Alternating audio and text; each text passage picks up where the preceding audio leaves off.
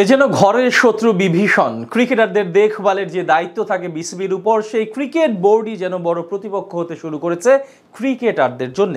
ক্রিকেটারদের এগিয়ে নিতে বিসিবি যেখানে মাদার বোর্ড হিসেবে দুহাত প্রসারিত করে দেওয়ার কথা, সেখানে বারবারই বাধা হয়ে দাঁড়াচ্ছে তারা। বিষয়টা বাংলার ক্রিকেটারদের আইপিএল খেলা নিয়ে। ভারতীয় এই ফ্র্যাঞ্চাইজি ক্রিকেটে খেলার স্বপ্ন মনে লালন করে না এমন কোনো ক্রিকেটার তামাম দুনিয়াতেই খুঁজে পাওয়া যায়। ভারতীয়রা ঘরোয়া এই লিগটাকে এমন উচ্চতায় নিয়ে গেছে যে সেখানে অংশগ্রহণ করতে পারলে ব্যক্তি ক্রিকেটারের অর্থ, নাম, যশ যেমন বেড়ে যায়, তেমনি গৌরব আর মর্যাদা বেড়ে যায় প্রতিনিধিত্ব করা সেই ক্রিকেটারের নিজ দেশেরও। তবে কেন ক্রিকেটারদের খেলার সুযোগ এলেও বারবার তা প্রত্যাখ্যান করে বাংলাদেশ ক্রিকেট বোর্ড? সবশেষ ঘটনাটা ঘটেছে পেসার শরীফুল ইসলামের সাথে। আইপিএল এর মাঝ পথে তাকে দলে পেতে মরিয়া হয়ে উঠেছিল লখনৌ সুপার জায়ান্ট, কিন্তু জিম্বাবুয়ে সিরিজের দোহাই দিয়ে তাকেও এনওসি দিচ্ছে না বিসিবি। তার মানে আপাতত আইপিএল খেলার স্বপ্নটা অধরাই রয়ে গেল শরীফুলের। মুস্তাফিজকেও আসর শেষ করার আগে দেশে ফিরিয়ে আনা হচ্ছে। এর আগে আসর শুরুর সময় তাসকিন আহমেদকেও আইপিএল এ যেতে দেওয়া হয়নি বোর্ডের পক্ষ থেকে। ধরে নেওয়া যাক ক্রিকেটারদের ভালো চায় বলেই বিদেশি লিগে খেলতে দিতে চায় না বিসিবি। ভালোটা তবে কি?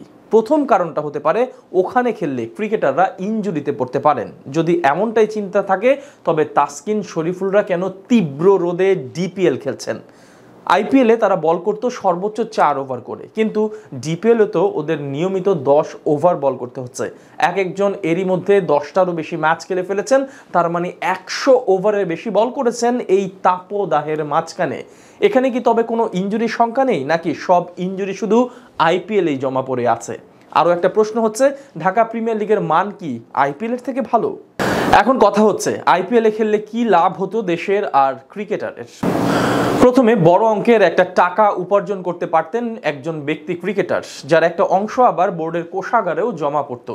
সবচেয়ে বড় যে পাওয়া, বিশ্বসেরা ক্রিকেটারদের সাথে খেলে তাদের সাথে ড্রেসিং রুম শেয়ার করে কঠিন সব ম্যাচ সিচুয়েশনে অভ্যস্ত হয়ে একজন পরিণত ক্রিকেটার হিসেবে নিজেকে গড়ে তুলতে পারতেন, যার সুফল জাতীয় দলে সরাসরি ভোগ করতে পারত বিসিবি।